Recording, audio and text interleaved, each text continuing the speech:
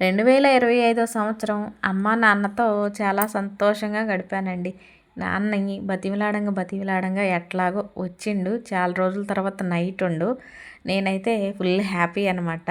ఇక 31కి రమ్మన్నాం ఒకళ్ళని. అమ్మా నాన్నతో పాటు ఇంకొకళ్ళని డిసెంబర్ 31కి రమ్మని ఫోన్ చేస్తే ఆ రోజు రాకుండా జనవరి 1 రోజు పొద్దున పూట వచ్చింది. సాయంత్రం అయ్యేసరికి అందరూ వెళ్ళిపోయారండి. మళ్ళీ డాబా పైనే వంట స్టార్ట్ చేశాను. ఎందుకంటే చెప్పా పెట్టకుండా మేడం గారు వచ్చారండి. అదేనండి సర్ప్రైజో ఏదో చెయ్యాలని చెప్పా పెట్టుకోకుండా వచ్చారు.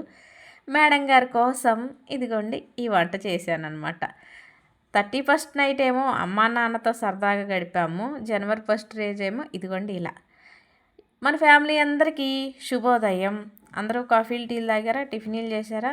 ఇక 31st రోజు జరిగిన వీడియో అందరూ చూశారు కదా. జనవరి 1 రోజు నాడు వీడియో కూడా పెడుతున్నాను, చూడండి. మీకు నచ్చుతుందనే అనుకుంటున్నాను. మీ అందరికీ తెలుసు అత్తయ్య గారు మామయ్య గారు చనిపోయారు. వాళ్ళు చనిపోయి కూడా ఇప్పుడు 6-7 సంవత్సరాలు అయింది. ఇప్పుడు ఆ మాట ఎందుకు చెప్తున్నానంటే ఒకరో ఇద్దరు అనుకోవచ్చు, మీ అమ్మ నాన్నే చూపిస్తున్నారు, మీ అత్తగారు మామగారిని చూపించరా అని. అదిగోండి వారు పైలోకాలకు వెళ్ళిపోయారు. ఇక మా వారికైనా నాకైనా వీళ్ళే పెద్ద అనమాట. ఇక జనవరి 1 రోజు ఉదయం అందరం కొంచెం ఆలస్యంగానే లేచాం. ఎందుకంటే నైట్ పడుకునేటప్పుడు ఆలస్యమైంది, లేచేటప్పుడు కొంచెం ఆలస్యమైంది. ఇక నేను ముందు లేచి గుమ్మం ముందు ఊడ్చి నీళ్ళు జిమ్మి ముగ్గేశాను. అంటే ఎదర షాపుల ముందు ఊడ్చి కల్లాపు జల్లి నైటే ముగ్గేశాను. గుమ్మం ముందు మాత్రం పొద్దున్నే ముగ్గేశాను. ఈ టైంలోనే అమ్మ నాన్న లేచి బ్రష్ చేశారు. మా వారైతే మా అందరికంటే ముందే లెగుతారులేండి. 3ంటికే లేచి టీవీ పెట్టుకొని వార్తలు చూస్తూ ఉంటారు. ఇక అందరం కలిసి టీ తాగాం. మా వారికి ఒక్కడికే కాఫీ ఇచ్చాను. ఇక అమ్మా నాన్న ఉన్నారు కదా, టిఫిన్ కోసం బొబ్బరపప్పు నానబెట్టాను నైటే గారెల కోసం.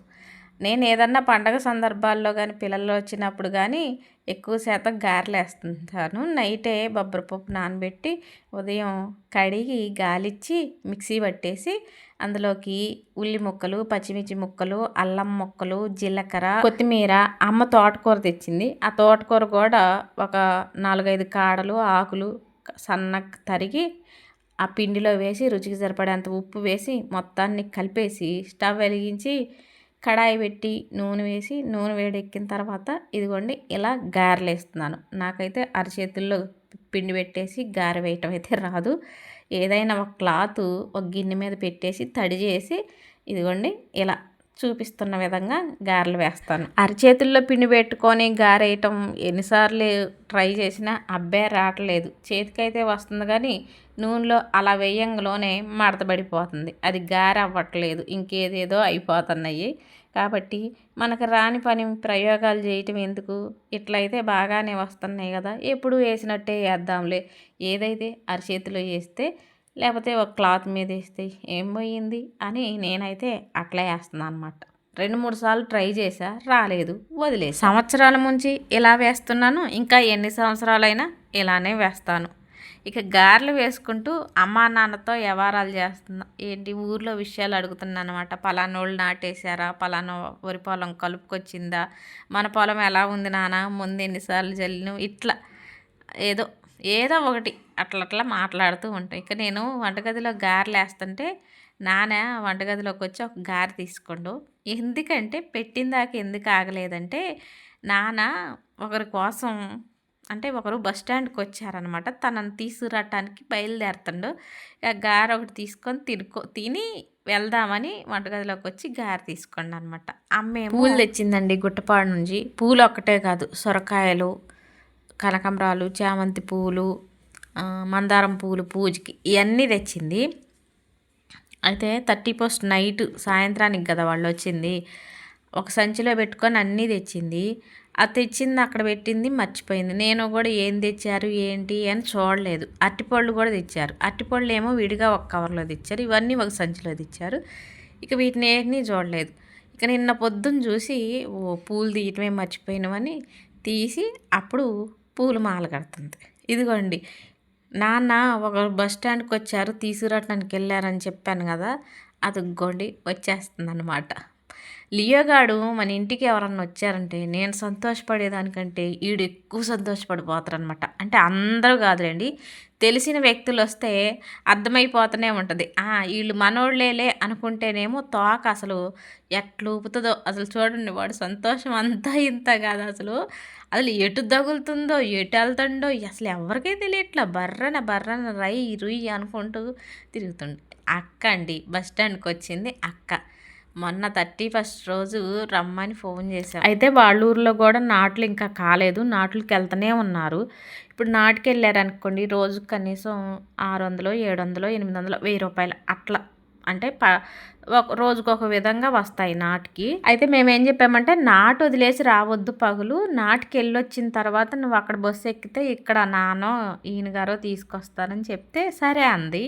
మేము చెప్పినప్పుడు సరే అంది. తీరా సాయంత్రం అయిన తర్వాత, అంటే 31st రోజున సాయంత్రం అయిన తర్వాత వస్తున్నాం అక్క అంటే, నేను రాలేను రా చిన్నోడా, నాటుకు పోయి వచ్చి ఎట్టో ఉంది, రాలే రేపు పొద్దున వస్తాలే అంది. సరేలే అన్నాం. మరి కదా అంటే పగలస్తమానం పని చేసి మళ్ళీ అప్పుడు బయలుదేరి రావాలంటే కొంచెం కష్టంగానే ఉంటుంది కదా. అందుకని సర్లే అని నేను అన్నా, సరే ఇప్పుడు రాకపోతే రాపోయినావు కానీ రేపు పొద్దున్న టిఫిన్ టైం కల్లా నువ్వు ఇక్కడే ఉండాలి, టిఫిన్ ఇక్కడే చేయాలి రా అన్న. పాపం పొద్దున్నే వచ్చిందిలేండి. అక్క వచ్చాకే టిఫిన్ చేద్దాం అనుకొని అక్క కోసం చూసినాం. అక్క వచ్చింది. ఇక అక్కకి, అమ్మకి, నాన్నకేమో చికెన్ వేసి గారెలు పెట్టేశాను. ఆ రోజు అంటే జనవరి 1st రోజు గురువారం కదా, నేను నాన్ వెజ్ తిన్ను. గురు, శుక్రు, శని 3 రోజులు తిన్నా కాబట్టి నేనేమో మాగాయ పచ్చడి వేసుకొని గారెలు తిన్నాను. ఇక్కడ మా వారు లేరు. మా వారు పొద్దున్నే కాఫీ తాగి తోటలోకి వెళ్ళారు, మొక్కజొన్నకి నీళ్ళు పెడుతున్నారు. అయితే గారెలు వేసాను వారి కోసం కూడా. ఒక బాక్స్లో పెట్టేసి నాన్నకిస్తే నాన్న తీసుకెళ్ళి ఇచ్చి, ఇదిగోండి ఈ ములక్కాయలు కోసుకొని వచ్చిండు. మంచి చెట్టు ములక్కాయలే, అవి ఎండిపోయినాయి అనుకున్నారు. ఇంతకు ముందు కూడా మీకు చెప్పాను, ఆ కాయలు ఉండటమే అట్లా ఉంటాయి అన్నమాట. టేస్ట్ మాత్రం చాలా బాగుంటాయి. చూడటానికి మాత్రం ఎవరికన్నా ఇచ్చామనుకోండి, ఏంటి ఎండిపోయిన కాయలు ఇస్తారు ఏం చేసుకోవటానికి అని అంటారు, కానీ అవి పచ్చికాయలే. కానీ చూడటానికి అట్లా ఉంటాయి అన్నమాట. టేస్ట్ అయితే చాలా బాగుంటాయి ఆ ములక్కాయలు. సాంబార్కైనా కూరకైనా చాలా అంటే చాలా బాగుంటాయి. ఆఖరికి ఆ కాయలు కోసుకెళ్ళి చాలామంది పచ్చడి కూడా, నిల్వ పచ్చడి కూడా పెట్టుకుంటున్నారు. బాగుంటాయి అని ఎంతమంది అడుగుతారు. ఒక్క కాయ ఇచ్చినా చాలు అంటారు, అంత బాగుంటాయి ఆ టేస్ట్. మనకి తోటలో ముందు వేయటానికి కలుపు తీయటానికి వస్తుంటారు కదా, వాళ్ళైతే 10 మంది వచ్చారనుకోండి, 10 కాయలే ఉన్నాయి అనుకోండి చెట్టుకి, వాళ్ళు అడుగుతారనమాట, మనిషికి ఒక్క కాయ ఉన్నా చాలు బాబు, టేస్ట్ బాగుంటుందిగా, మేము తలా ఒక్క కాయ మాకు కోసి ఇవ్వండి అని అంటారు. అంత బాగుంటాయి. ఇక నాన్న చాలా ములక్కాయలు కోసుకొచ్చిండు. నాన్న వచ్చిన కొద్దిసేపటికి మా వారు కూడా వచ్చారు. ఇక ఆ ములక్కాయలు నాన్న వాళ్ళు కొద్దిగా, అక్క వాళ్ళకి కొద్దిగా పెట్టేశారు సంచిలో. ఇక అమ్మ వచ్చేటప్పుడు సొరకాయలు తెచ్చింది, ఇద్దరికి చెరొకటి. ఒక సొరకాయ నేను ఉంచుకొని ఒకటేమో అక్కకి సంచిలో పెట్టేశాము. అలాగే మళ్ళీ నానబండిచ్చిన అరటికాయలు ఇంకో గెల కోసారు. ఆ గెలలో కొన్ని కాయలు కోసుకొచ్చారు. అక్క ఎడకొచ్చిద్దని అమ్మ నాన్నకు తెలియదు కాబట్టి ఒక 2 డజన్లు తెస్తేను, 1 డజన్ ఏమో అక్క సంచిలో పెట్టేశాము. ఎందుకంటే మా వారైతే తిరువూరు పోయేటప్పుడు వస్తా పోతా అమ్మ వాళ్ళ ఇంటికి వెళ్తానే ఉంటారు. మన ఇంటికైతే అరటికాయలు వస్తూనే ఉంటాయి. అక్క వాళ్ళది కొంచెం దూరం, అది కాకుండా దారిలో కాదు. అక్క చీటికి మాటికి రాదు, నాన్న కూడా ఎక్కువ చీటికి మాటికి పోరు కాబట్టి ఇక ఇక్కడ ఉన్న అరటికాయలన్నీ అక్కకు పెట్టేశాను. ఇక మా వారేమో అక్కని బస్ స్టాండ్లో దింపొస్తానని బయలుదేరారు. అమ్మ నాన్న కూడా బయలుదేరారు. ఇక ఒక్కొక్కళ్ళు వెళ్ళిపోతూ ఉన్నారనమాట. వాళ్ళు ఉన్నప్పుడేమో సందడిగా ఉంటుంది, వాళ్ళు వెళ్ళేటప్పుడేమో బాధగా అనిపిస్తుంది. బాధగా ఉందని ఎప్పుడు మన దగ్గరే ఉంటారా? మనం వెళ్ళి వాళ్ళ దగ్గర ఉంటామా? ఎవరింట్లో వాళ్ళు ఉంటాము. పర్లేదులేండి, ఇలాంటి సంతోషాలైనా చాలన్నమాట. అంతేగా, ఎవరింట్లో వాళ్ళు ఉండాలి.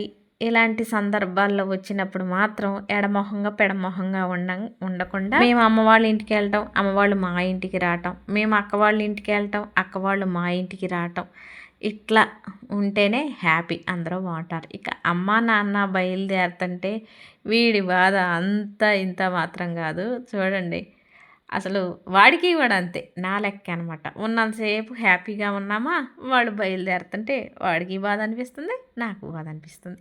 ఇక వాళ్ళు వెళ్ళారండి, సాయంత్రం అయ్యింది. ఇంకొకరు చెప్పా పెట్టుకోకుండా వచ్చేసారండి. అస్సలు మొన్నటిదాకా కాదు, నిన్నటిదాకా అయితే సెలవులే లేవు. సంక్రాంతికి సెలవులే లేవు.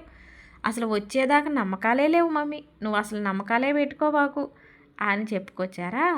చక్కగా చెప్పా పెట్టుకోకుండా వచ్చారండి. అదేనండి సర్ప్రైజ్ చేయటం అంట. అందరికీ తెలుసు, నాకే తెలియదు. వాళ్ళ డాడీకి తెలుసు, వాళ్ళ అక్కకి తెలుసు, తనకి తెలుసు, నాకు మాత్రం తెలియదు తను వచ్చేదాకా. కానీ వచ్చింది వచ్చింది కానీ పండు ముందు రోజు వస్తే ఇంకా బాగుండేది. అమ్మా నాన్నతో సరదాగా గడిపినట్టుండేది. ఏం పర్లేదులేండి, సంక్రాంతి ఉంది కదా, మళ్ళీ సంక్రాంతికి అందరం కలుసుకోవచ్చు. అప్పుడు బంగారు వస్తే అప్పటికి మళ్ళీ అందరం కలుసుకోవచ్చు. ఇక 31st రోజు చేపల కూర చేసా, చికెన్ చేసా. మరి పండోడు వచ్చిన తర్వాత మళ్ళీ ఏదో ఒకటి చేయాలి కదా. పిల్లలు వచ్చిన తర్వాత నాకు బాగా అలవాటండి. ఏది చేయాలన్నా ముందు వాళ్ళని అడుగుతా, ఏం చెయ్యమంటారు అని అడుగుతా. టిఫిన్ అయినా ఉదయం రేపేం టిఫిన్ వేసానమ్మా అంట. అలాగే భోజనం విషయానికి వచ్చినా ఏం కూర చేశాను, ఏం చేశాను, ఏం వండి పెట్టాను అని అడుగుతా. అయితే పండోడు వచ్చిన తర్వాత ఏం చేశానమ్మా అంటే ఆమె ఆలోచించి నాకు వెజిటేబుల్ బిర్యానీ చేసి పెట్టు, అది కూడా డాబా మీద. నిన్న 31st రోజు అమ్మమ్మ తాతయ్య మీరిద్దరూ కూడా పైన వండుకొని తిన్నారు కదా, నాకు కూడా అట్లే పైన కట్టెల పొయ్యి మీద వెజిటేబుల్ బిర్యానీ చేసి పెట్టు, అక్కడే వండుకొని అక్కడే కూర్చొని తిన్నాము. మొన్న వీడియో చూసినప్పుడు నాకు ఈ టైంలో నేను ఆడ ఉంటే బాగుండేదే అనిపించింది మమ్మీ, అందుకనే ఇప్పుడు మళ్ళీ అక్కడే వండుకొని తినేద్దాం చెయ్యంది. ఇక తను అడిగిన బిర్యానీ చేయటం కోసమని వాళ్ళ డాడీ అన్నీ తీసుకొచ్చారండి. కావాల్సినవి క్యారెట్లు, క్యాప్సికము, కాలీఫ్లవరు, బంగాళదుంప, టమాటా, పచ్చిమిర్చి, కొత్తిమీర ఇవన్నీ తీసుకొచ్చారు. ఇక చేస్తాను. కట్టెల పొయ్యి వెలిగించి పొయ్యి మీద గిన్నె పెట్టి గిన్నెలో కొద్దిగా నెయ్యి, కొద్దిగా నూనె వేసి, నూనె నెయ్యి వేడెక్కిన తర్వాత బిర్యానీ దినుసులు వేసి అవి వేగిన తర్వాత పచ్చిమిర్చి, క్యారెట్, బంగాళదుంప, టమాటా ముక్కలు, కాలీఫ్లవర్ ముక్కలు, క్యాప్సికమ్ ముక్కలు ఇవన్నీ వేసేసాను. కొద్దిగా జీలకర్ర కూడా వేసానులేండి.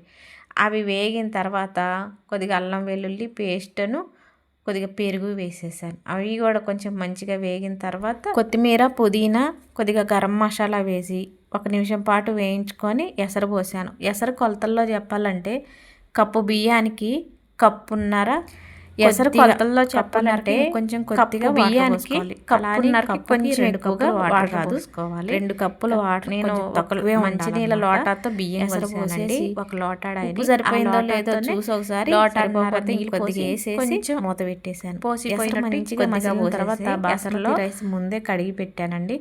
అటు ఇటుగా ఒక 20 నిమిషాల పాటు బియ్యం నానయ్యి ఎసరు మసిలిన తర్వాత ఈ బియ్యం వేసేసి మూత పెట్టేశాను.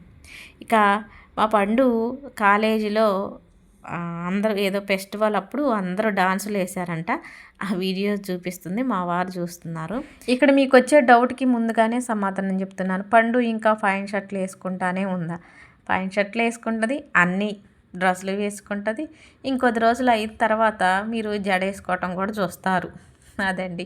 ఇంకోటి ఏంటంటే ఈ మధ్యనే పండు అను బంగారి పూజ చేసే వీడియో ఒకటి పెట్టాను. నిన్నగాక మొన్న ఆ వీడియోకి కామెంట్ పెట్టారు ఒకటి. అంటే ఎప్పుడో వీడియో పెట్టాను, నిన్న కామెంట్ పెట్టారు. ఏమనంటే పిల్లలకి మమ్మీ అని ఎందుకు చెప్తున్నారు, అమ్మ అని చెప్పొచ్చు కానీ నేను అమ్మ అని చెప్పమని లేదు, నేను మమ్మీ అని చెప్పమని లేదండి. వాళ్ళ చిన్నప్పటి నుంచి మా అత్తయ్య గారు మా మావయ్య గారు అట్లా నేర్పారు. ఎట్లా అంటే అదిగో మమ్మీ, ఇదిగో డాడీ, మమ్మీని రమ్మను, డాడీని రమ్మను అట్లా చెప్పటం వల్ల పిల్లలకు అట్లా అలవాటు అయిపోయింది. నేను ఎప్పుడు కూడా మమ్మీ అనమ్మ, డాడీ అనమ్మ అని అనలేదు. పిల్లలకి చిన్నప్పటి నుంచి ఎట్లా అలవాటు అయితే అదే మళ్ళీ మార్చుకోమని ఇప్పుడు మార్చుకోరు. నేను ఎన్నోసార్లు అంటానే ఉంటాను, డాడీని నాన్న అనంటరా, నన్ను అమ్మ అనంటరా అంటారు. అన్నప్పుడేమో అదే పిలుస్తారు. మళ్ళీ క్యాజువల్గా మాట్లాడేటప్పుడు మళ్ళీ డాడీ, మమ్మీ అనే వస్తుంది అనమాట. మన చిన్నప్పుడు నేర్చుకుంది ఇప్పుడు మారాలంటే మేము ఎప్పుడు కూడా డాడీ, మమ్మీ అని పిలవమని చెప్పలేదు. సర్లేండి, ఏదేమైనా సరే మన చిన్నప్పటి నుంచి పిలుపుల విషయం ఒక్కటి మాత్రం, మన చిన్నప్పటి నుంచి ఎలా పిలిచామో అలానే పిలుస్తారు. ఇప్పుడు మారవమంటే మారరు. అదండి.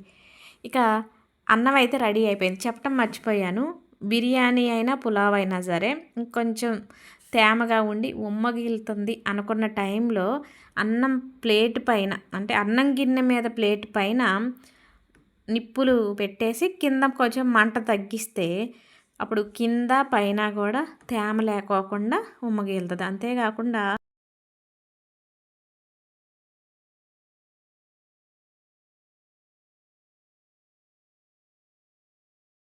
బిర్యానీ పైనున్న అన్నం మంచిగా నించొని ఉందనుకోండి, అన్నం పలుకులన్నీ నించొని ఉంటే అన్నం మంచిగా ఉడికినట్టంట. ఈ మధ్యనే తెలుసుకున్నాను. ఇప్పుడు ఇది కూడా అట్లా మంచిగా అన్నం మెతుకులు పైకి లేస్తున్నాయి. ఇక టేస్ట్ అయితే చాలా బాగుంది. ఇక మొన్న నైటు అమ్మా నాన్నతో మేము అలా ఉంటే పండోడు నేను ఉంటే బాగుండేమో అనుకోండు. ఇప్పుడు మా ముగ్గురిని చూసి ఈ వీడియో చూసి పాపం బంగారు కూడా అట్లే అనుకుంటుందేమో. సర్లేండి, సంక్రాంతి అప్పుడు కూడా మళ్ళీ ఇట్లానే ప్రిపేర్ చేసుకుందాం. ఇదండి జనవరి 1 రోజు వీడియో నచ్చితే లైక్ కొట్టండి. నచ్చుతుందనే అనుకుంటున్నాను. కొత్తగా చూసేవాళ్ళైతే సబ్స్క్రైబ్ చేసుకోండి. మరో వీడియోలో మళ్ళీ కలుసుకుంటాను. అప్పటి వరకు బాయ్. నిజంగా వెజిటేబుల్ బిర్యానీ అయితే టేస్ట్ చాలా బాగుంది. మీరు కూడా ఒకసారి చేసుకోండి.